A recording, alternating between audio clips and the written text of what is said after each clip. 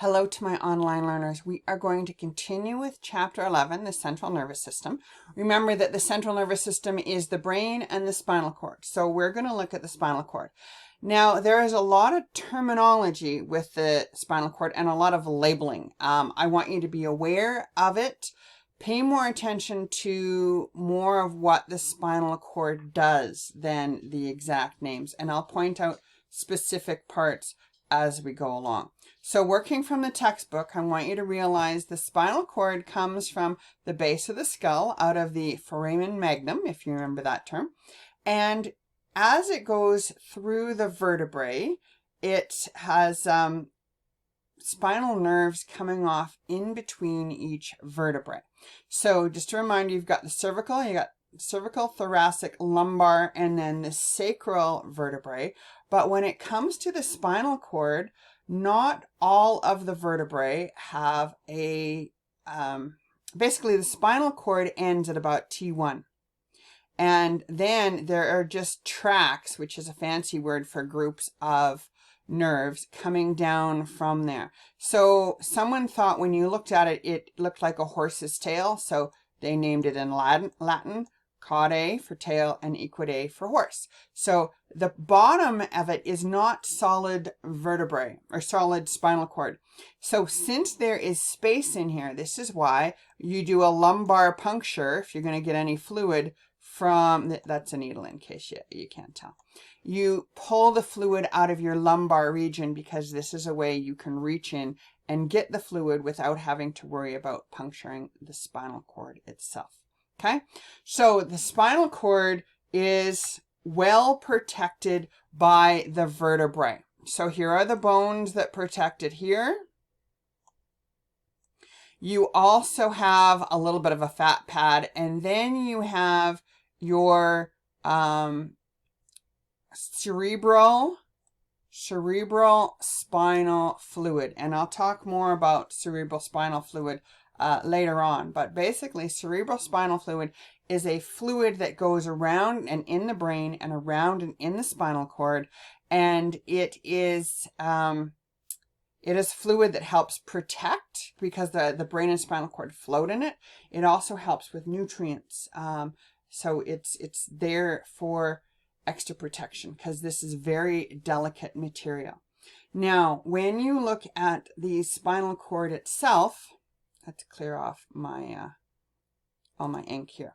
Okay, when you look at the spinal cord itself, you have the outside white matter, and then there is gray matter in a, I like to think of as a butterfly shaped. And the gray matter are the neurons, and the white matter are the tracts that go up and down. Now, also coming in, you have a sensory nerve, which goes to the dorsal side.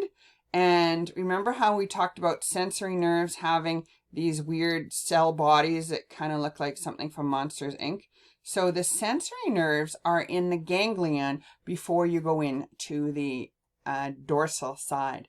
And then the motor nerve comes out the ventral side. So it's actually a one-way process. And this is motor. And this is sensory, okay? I'm going to show a bit of a video, and I want you to, it's got a lot of terminology. Don't worry so much about the terminology, but think more about what is going on and what happens in the cross-section of the spinal cord. Now, I had the sound thing fixed. Welcome to 2-Minute Neuroscience, where I simplistically explain neuroscience topics in 2 minutes or less. In this installment, I will discuss the spinal cord in cross-section. When you look at the spinal cord in cross-section at any level, you will see a butterfly-shaped region of gray matter surrounded by white matter. The gray matter is made of the cell bodies of neurons, while the white matter consists of axons that travel up the spinal cord to the brain and down the spinal cord to the body. Okay. Did you get that? The gray matter is basically unmyelinated and goes across, where the white matter is white because of the myelination. And this where you're going up to the brain and down to the body. So these are where the tracts that go up and down are in the white matter. There is a small groove called the posterior lateral sulcus where dorsal roots enter the cord carrying sensory information. There is another groove that is not very distinct on the front of the cord called the anterior lateral sulcus. Ventral roots leave the cord from the anterior lateral sulcus to carry motor information to the muscles. Okay, a lot of terminology and labeling. Other than gray matter and white matter and dorsal root and ventral root, I don't want you to I don't want you to worry about all the rest of the terminology. But I do want you to realize that there are specific areas in the spinal cord that do specific things. So get the general idea of what's going on, but don't get overwhelmed with all the terminology. The gray matter is divided into 3 regions. The posterior horn contains interneurons that make connections within the spinal cord and neurons that enter ascending pathways carrying sensory information to the brain. Okay, ascending means goes up. So in terms of thinking about it, instead of memorizing, think sensory needs to go up to the brain to be processed, and then motor will come down from the brain to be processed. So sensory information goes ascending or up, and motor comes down or descending. There is a section of the posterior horn called the substantia gelatinosa that contains neurons that specifically carry pain and temperature sensations to the brain. The anterior horn contains the cell bodies of motor neurons that activate skeletal muscle. These neurons, called alpha motor neurons, leave the cord in the ventral roots and represent the way the nervous system enacts voluntary and involuntary movements. The intermediate gray matter has some characteristics of the areas surrounding it, but it also contains neurons involved in autonomic functions, or functions that are automatic and occur without conscious control, like heart rate and respiration. The white matter of the spinal cord consists of bundles of ascending and descending fibers that carry sensory information to the brain and motor information to the body, respectively. These bundles of fibers are called funiculi. The back of the spinal cord contains the posterior funiculi, which contain important pathways that carry information about... Okay, the rest gets pretty technical.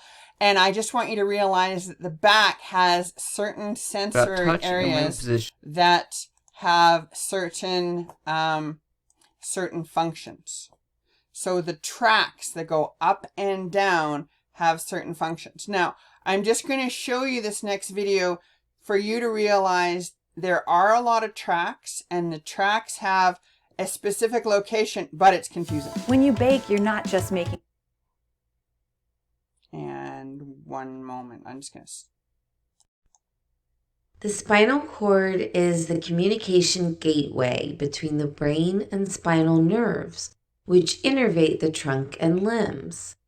The cord is a long, thin tube of nervous tissue, enclosed in 3 membranes of the meninges, which in turn are protected within the bones of the vertebral column.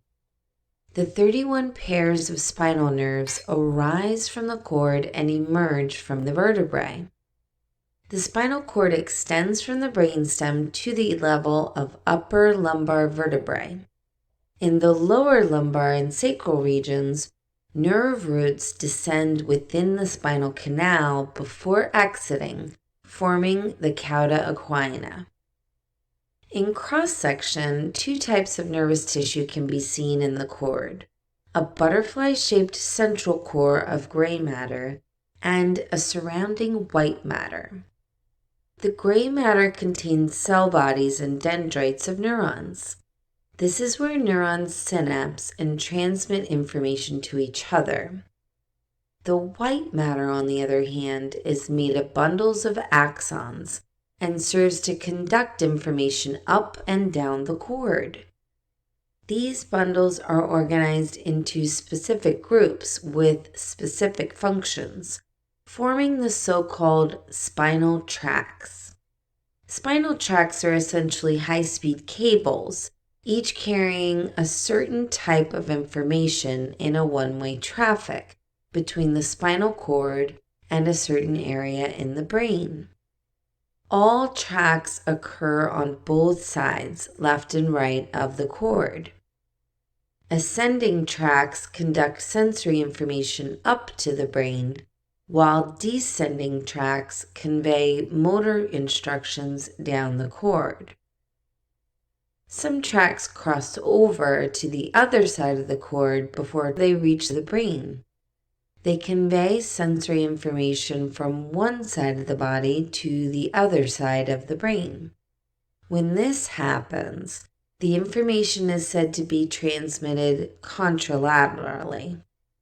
Tracts that stay on the same side all the way are said to conduct information ipsilaterally. Spinal nerves are mixed nerves. Good. So that was a good video to show you a general overall, and also to give you an idea of these tracks going up and down. They don't go straight up. They move and they cross over and they diverge, and it's really quite fascinating, but really quite confusing. So we're not going to go into too much detail.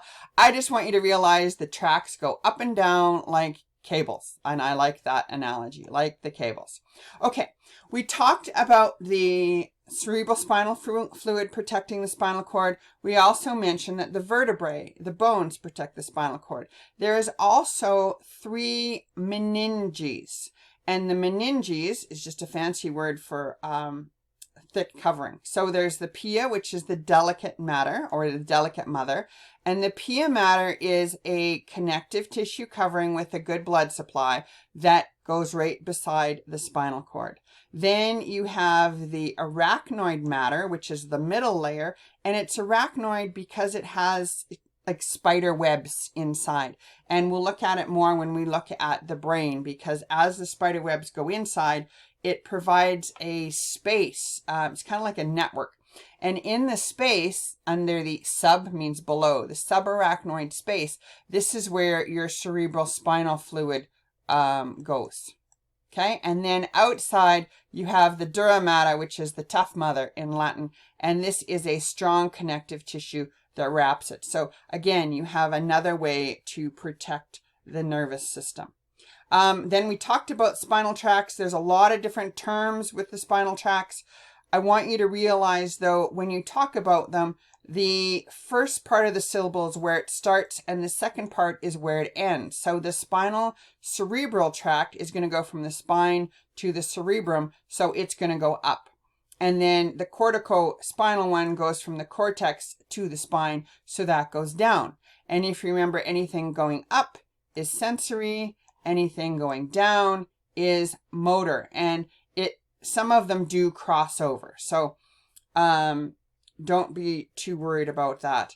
Now, also, I want you to realize, here's a good example of, here's this ganglion.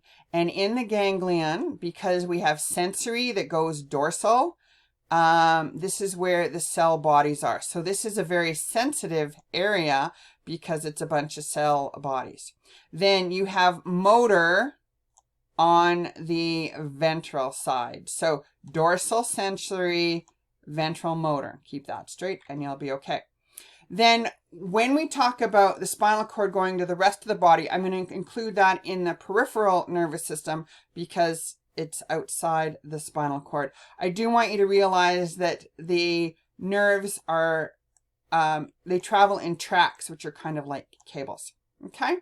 And that is, all I want you to be aware of for the spinal cord. So this one's a little shorter, but I wanted you to have a short, compact one because there's a lot of information to digest. Don't focus too much on the terminology other than dorsal and ventral, motor and sensory, and then your 3 meninges. Okay? Good. And then we'll go, the next one will be on the brain.